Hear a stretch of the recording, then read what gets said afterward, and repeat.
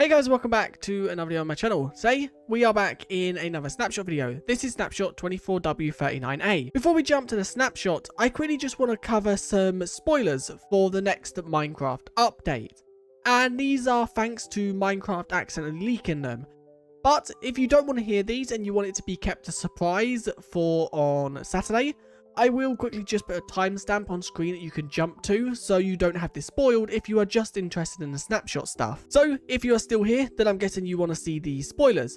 Now we haven't got any images, we only have names. And the first name is for a biome, which is going to be called the Pale Gardens. Now, we don't know anything about this apart from it's a biome. We don't know where it will spawn, whether it will be an overworld, an end, cave, or anything like that. We also don't know what it will look like. But then we do also know one more thing, which is a hostile entity, which is linked to this Pale Gardens, and that is the Creaking. Once again, we have no images of what this looks like, we just know it's a hostile entity. Not gonna lie, they sound really cool, but it's gonna be really interesting to see what they look like. And then we do also have one more news, which is kinda snapshot related, and that is the bundle update.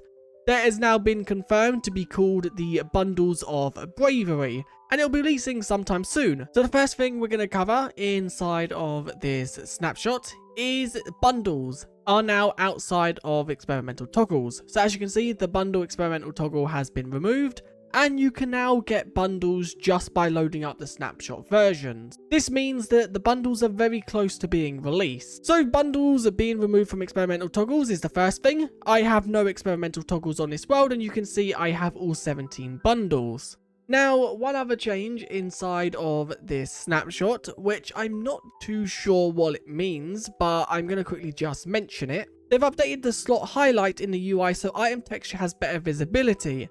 The previous textures have been moved to the Programmer Art Resource Pack if you still want them. Now, I think this means like this, so when you highlight a slot you can see it changes to a lighter grey. I think that is what they have updated, just to make it so it doesn't cover the item as much.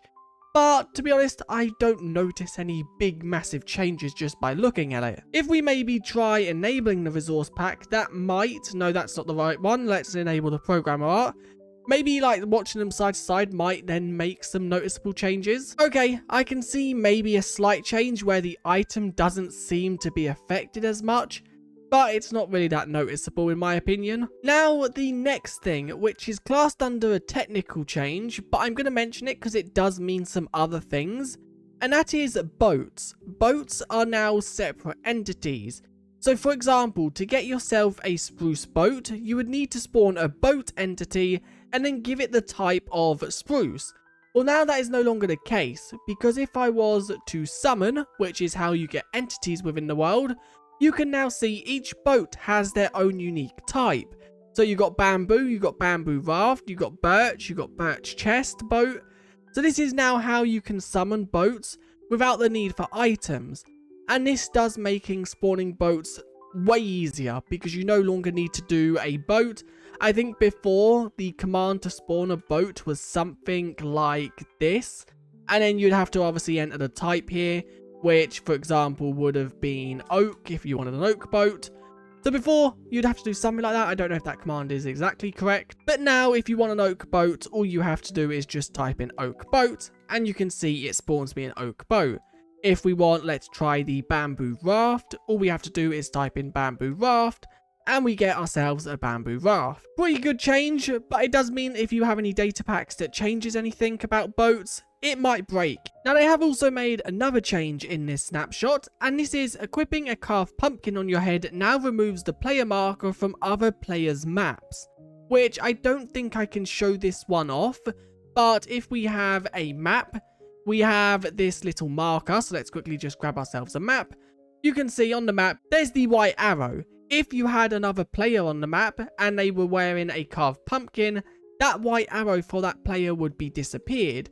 But it says for other players, so I'm guessing if I put a carved pumpkin on, yeah, I can still see my own arrow. I guess this is kind of cool, although maybe they should add something else rather than carved pumpkins, maybe chainmail armor to give that a bit more use, or maybe something a little bit different. Maybe it could be any mob heads, because pumpkins are very annoying to wear. Alongside this map feature, there is a new item tag, which I'm currently just looking for, and it should be under M, because the tag is called, if we quickly just find it. Yes, the new tag is called Map Invisibility Equipment, and if we open this up, you'll see that it just has the carved pumpkin, which with data packs, you can adjust this. So if you want it to be player heads, you can also add player heads in here.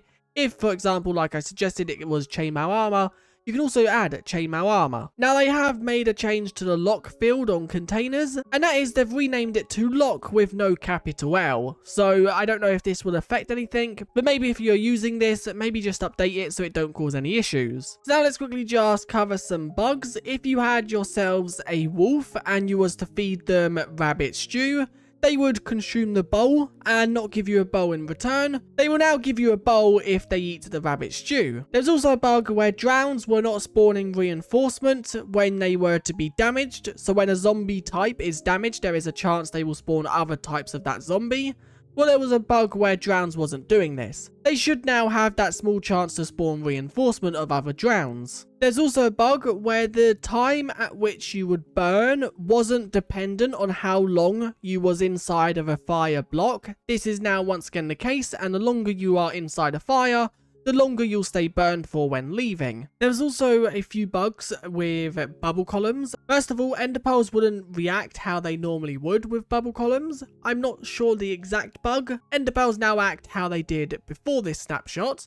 And it was the same with splash potions and arrows. If you was to have a splash potion or an arrow inside of a bubble column, they would avoid the upwards momentum and they would stay static at a certain point. You can now see that they are all being pushed to the top and acting how most items do in bubble columns. There was also a hunger desync when natural regeneration was off inside a peaceful mode. And there was also a bug if you touched an end portal frame. I've just placed one down. If you was to touch one of these inside a spectator mode, if you then was to leave spectator mode, the game would teleport you to the output of that end portal.